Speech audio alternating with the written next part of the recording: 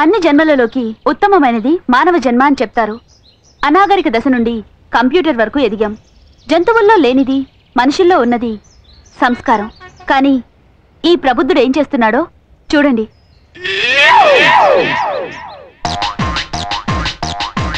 విచక్షణారహితంగా బహిరంగంగా మూత్ర విసర్జన చేస్తున్నాడు. ఇది ఎంతవరకు సమంజసమో ఆయన్ని అడిగి తెలుసుకుందాం రండి.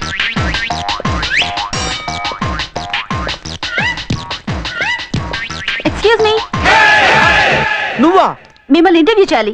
ఇప్పుడు ఈ టైంలో ఇంటర్వ్యూ ఏంటంటే అర్థం లేకున్నాను. మేము వెయిట్ చేస్తాం. వెయిట్ చేస్తారా? చెయ్యండి. Hello hello hello, excuse me, కొంచెం 5 minutes ఇంటర్వ్యూ అండి.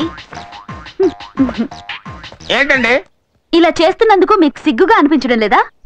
అంటే ఎమర్జెన్సీ మేడం, కడుపు ఉబ్బరంగా ఉండి కొంచెం కక్కుర్తి పడ్డాను. లేదు, ఎన్నడూ తప్పు చేయని వాడు సిగ్గుతో చేస్తాడు. కానీ మీరలా కాదు, చాలా ప్రొఫెషనల్ గా ఉన్నారు. ప్రొఫెషనల్ ఏంటి మేడం? ప్రొఫెషనల్ అని మాట్లాడతారు.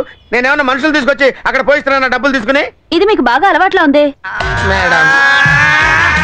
నేను నీకేం అపకారం చేశానమ్మా?